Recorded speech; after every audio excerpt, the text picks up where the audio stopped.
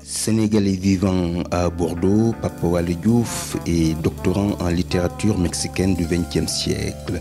Il est également diplômé en relations internationales et expert protocole. Nous allons le rencontrer aujourd'hui pour qu'il nous parle de son recueil de poèmes Mélopées silencieuses sur la Casamance, où l'auteur réussit le pari de parler de sentiments tragiques.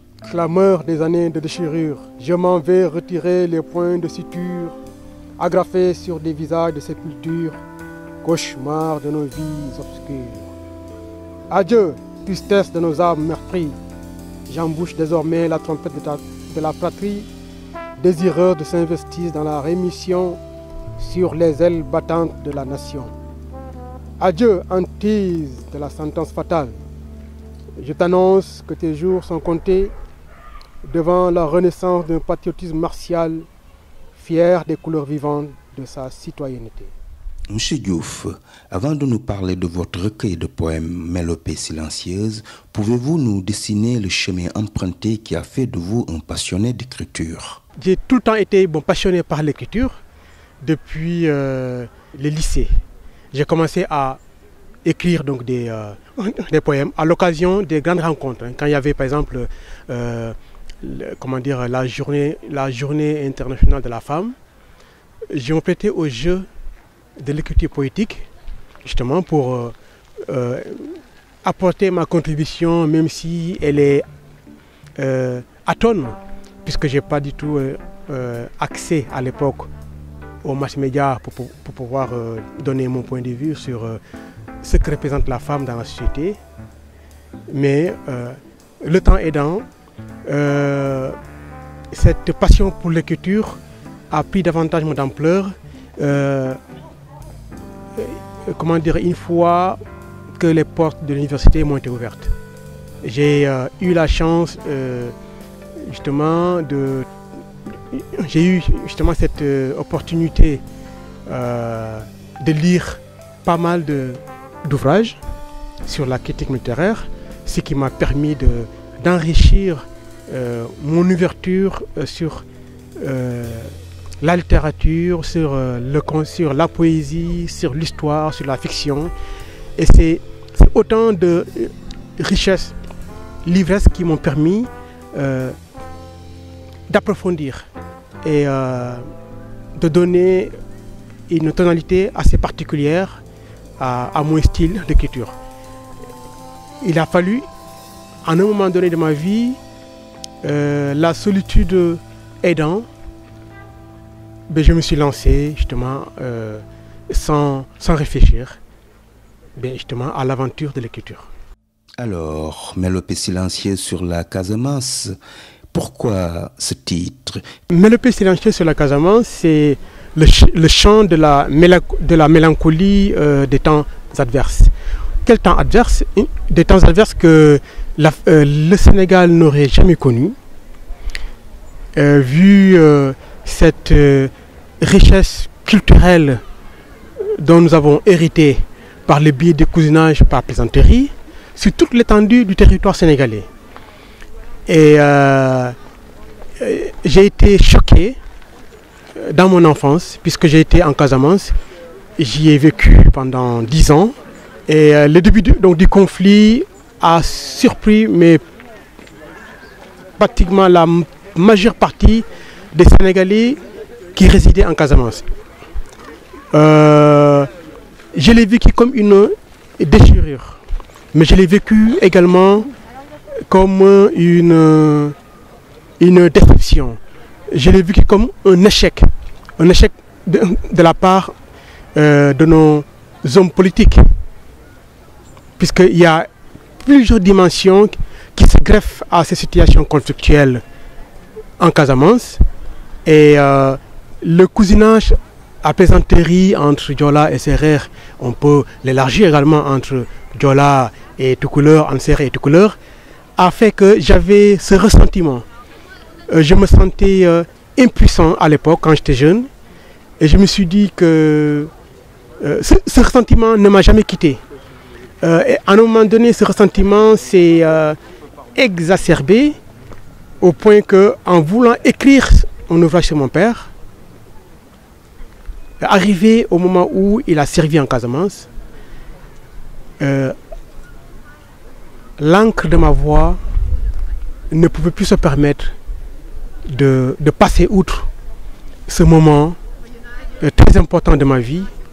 C'est ce long séjour en Casamance. D'ailleurs, je me sens beaucoup plus casamancé que fils de Bodicine, quoi. Donc c'est à partir de ce moment que j'ai décidé de dédier un seul poème à la Casamance.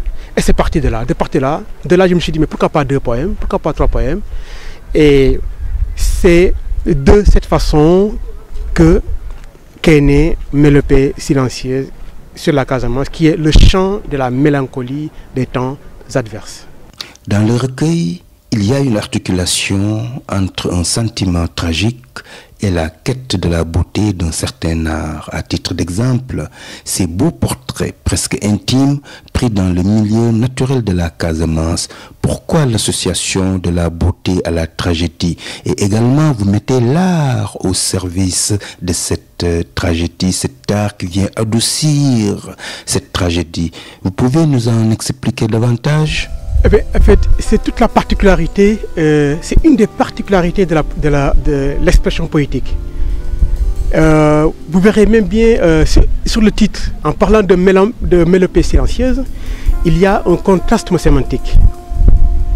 Mélopée ne rime pas en réalité avec silencieuse, mais c'est un contraste sémantique qui renvoie à une des définitions qu'on peut donner de la poésie, en parlant de la poésie à partir de ce titre qui est révélateur de la perception qu'on peut se faire de la poésie. C'est-à-dire que la poésie est par excellence l'harmonie des contrastes et également des allusions. J'ai créé ce contraste qui n'est pas innocent du tout pour montrer que la poésie, en fait, c'est une aventure de dévoilement d'un monde très subtil, mais par la magie des mots. Par la magie des mots, on peut faire renaître de ses cendres une page généreuse d'une vie qui, malheureusement, est en train de prêter le flanc à une humanité en berne qui cherche à ternir ce que la nature a de splendide. Et cette splendeur de la nature, on la retrouve en Casamance. La Casamance, d'ailleurs, tous les Sénégalais le savent, même au-delà des frontières du Sénégal, la Casamance est vraiment, c'est une terre providentielle. Dans un discours trivial, Decan s'aventure à dire qu'il y a une crise casamançaise alors qu'elle est une entité spatiale géographique du Sénégal. Quelle est votre analyse sémantique? Doit-on parler de la crise Casamance ou du problème de la Casamance au Sénégal? Je partirais plutôt du problème de la Casamance au Sénégal. Mais mieux encore, en tant que poète, ce serait beaucoup plus, disons, inclusive, puisque nous sommes dans un État-nation. Un État-nation, ça signifie quoi? Que nous partageons en commun la même histoire, la même trajectoire culturelle. Donc, il est tout à fait, il me semble, déplacé. C'est une approche qui me semble rédhibitoire que de dire, que de parler de la crise casamançaise. La crise casamançaise, pour moi, n'existe pas. C'est la crise sénégalaise en Casamance. Parler de la crise casamançaise, c'est signer, c'est un aveu en fait d'exclusion d'une partie des Sénégalais par rapport à ce conflit-là. Ce conflit se passe en Casamance. La Casamance fait partie du territoire sénégalais, donc il est beaucoup plus approprié de parler de crise sénégalaise en Casamance, tous les Sénégalais se sentiront impliqués et doivent se sentir impliqués par cette crise. Parce que les éclaboussures de ce conflit n'épargnent aucun Sénégalais, pourvu qu'il soit même à Fangolemi, à Matam ou à Saint-Louis, ils sont tous concernés. Les impacts de ce conflit ne mettent aucun citoyen sénégalais à l'abri, puisqu'il y a des soldats qui sont tombés sur le champ d'honneur, il y a des CRR qui sont tombés sur le champ d'honneur, il y a des dollars qui sont tombés sur le champ d'honneur, et c'est autant d'appartenance qui constitue en fait l'identité sénégalaise.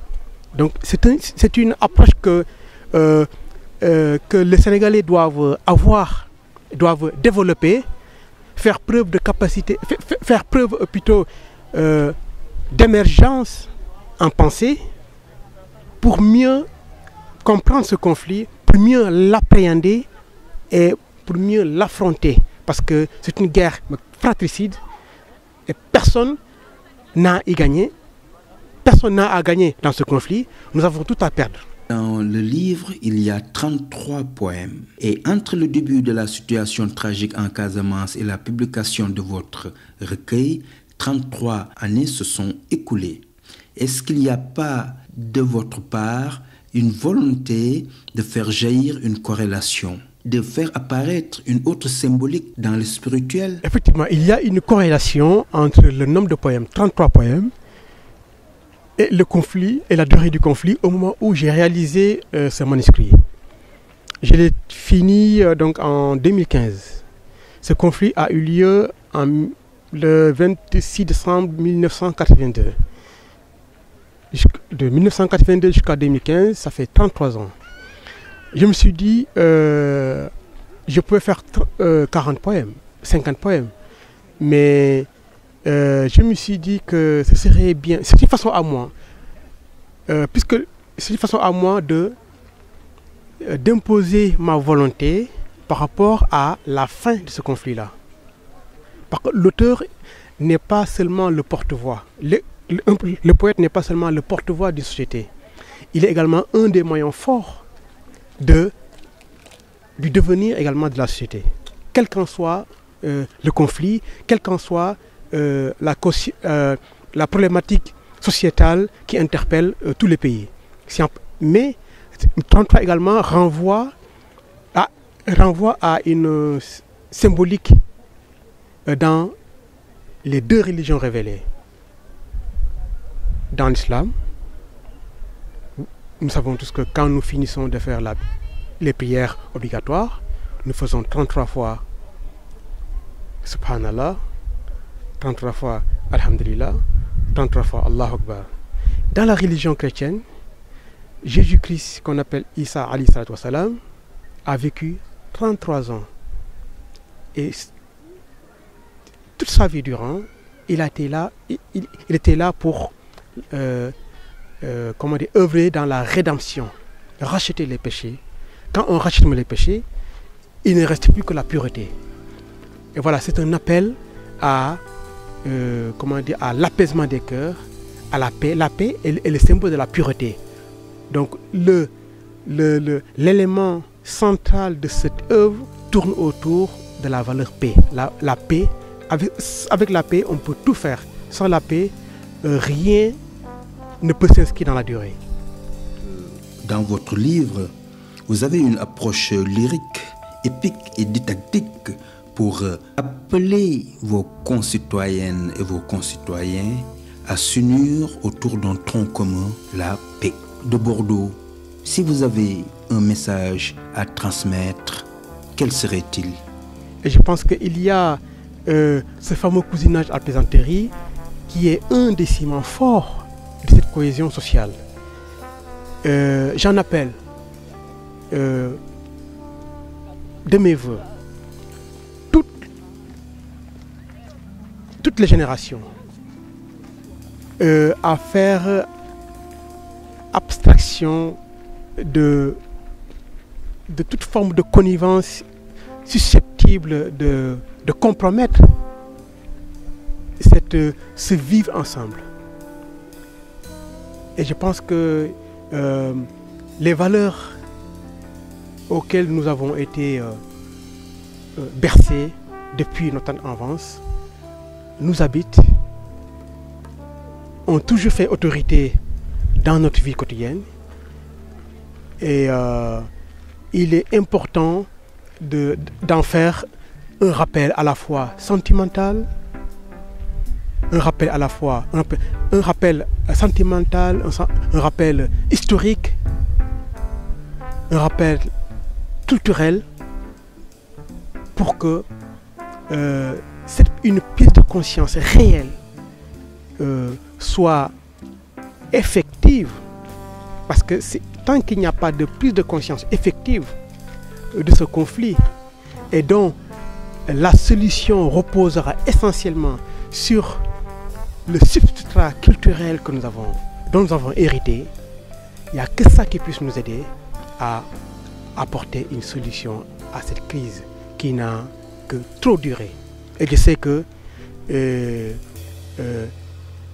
fils de la Casamance, qui sont des Sénégalais à part entière, comme le reste des Sénégalais, qui sont sur